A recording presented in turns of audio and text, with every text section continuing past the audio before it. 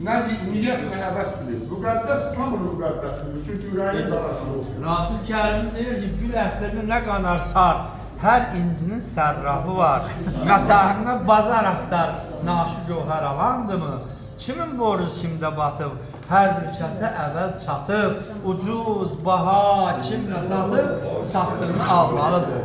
Mikail Azavlı deyir ki, adam var dünyanı tarmar koyar, adam var can veren Loğman kimidir, adam var nur seper, şık yandırar, adam var fitnekar, şeytan kimidir. Adam var yanına alim düzülər, adam var əmrindən başlar üzülər, adam var dilindən mərcan süzülər, adam var zəhərli ilan kimidir.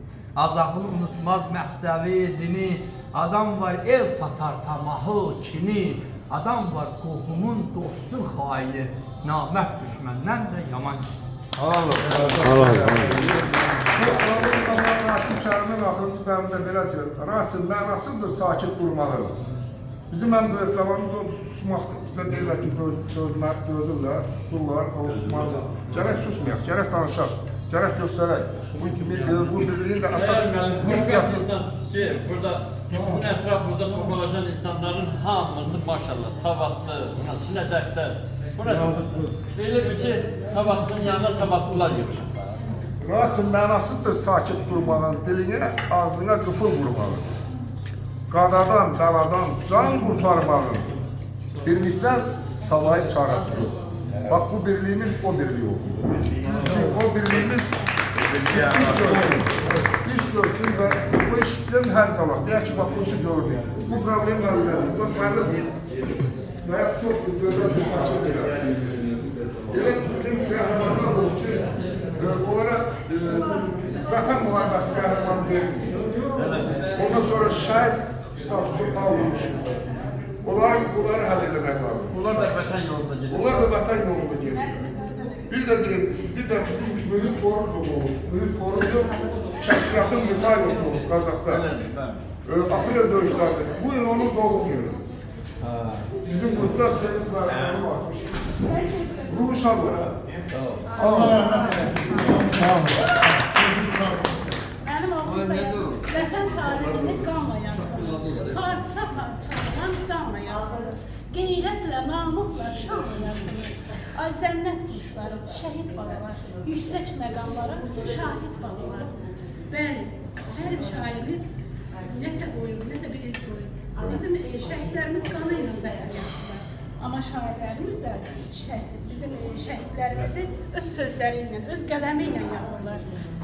Mən Naxçıvandan gəldim, Təyyar müəllimin bugünkü tədbirinə.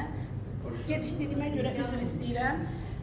Azərbaycanımızın azadlığı, suverenliyi, ərazi bütövlüyü uğrunda 1988-ci ildən bu günə kimi cəmi şəhidlərimin ruh qarşısına baş əyirəm. Bütöv gedib yarın gələn qazilərimizə şəfad edirəm. Rəşadətli ordumuza, İlham Əliyev cənablarına güc qüvvət edirəm. Bir daha müharibə olmasın, bir daha şəhid evi, şəhid ailəsi olmasın. Mən Təyyar müəllimə təşəkkür edirəm. Məni də İctimai Birliyində Abşeron rayonu üzrə təyin edib. Mən Azərbaycan üzrə şəhid ailələrinə yardım və Hüquqların Müdafiəsi İctimai Birliyində Qadınlar Şurasının sədriyəm. Bizim İctimai Birliyimiz 1990-cı ildən yaranıb.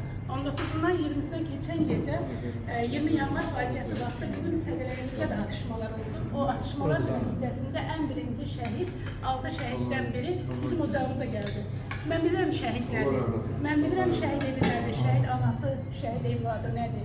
Ona görə də 90-cı ildən bu işdəyəm və bəyəkləri gözəl bir təklif etmiş ki, bəli, bizim şəhid və Ərəstun müəllim bizim şəhidlərimizin ata-anası dünyası dəyişəndən sonra onların bacılarına, qardaşlarına imtiyaz versin. Çox təəssüflər olsun ki, Ərəstun müəllim prezidentimiz bu qərarı verəndən sonra bunu həyata keçirəcəyim. Mən onların hüquqlarını müdafiə edə bilirəm. Bəli, bizim Kürdəmirdə 94-cü il şəhidi, mən Nadir Məmmədliyindən başqası da bilirəm. 94-cü il şəhidimiz bizim Yaşar Seyidovumuz var. Yaşar Seyidov Azərbaycanda birinci şəhiddir ki, öz içərisində qəlblərlə bastırıldı. Həm çıxartmaq mümkün olmadı. Vətən müəllimdir. Onun bacısı da onu yaşadı. 94-cü ildən bu günə kimi evimizi yedib. Gözəl bir abidə saldırıb buna. Ziyaret ediliyor ama bəli, hər bir şəhid adı, yani her bir Azərbaycanlı şəhidimizi yaşatmalıdır. Bax, bu gün burada yeyilən tamlar bizim şəhidlərimizin, qazilərimizin, müharibə insanlarımızın əməyidir. Bəli, onların hesabına biz bu günləri burada yeyirik, şənlənirik. Mən əgər mənim bilir, bizim antiterror şəhidimiz var. Antiterror şəhidimiz Naxçıvanda Elzam Balabəyliyin atası rəhmətə getmişdi. Onu görmək getdim ora. İnanırsınız, Naxçıvan şəhid anaları 380 qarşıladılar. Həm sevilirdi, kamallayırdı. Ay peşinə mal günüydü. Təbrik edəyiz. Eləyənləri də sağ deyirəm, eləməyənlərə belə.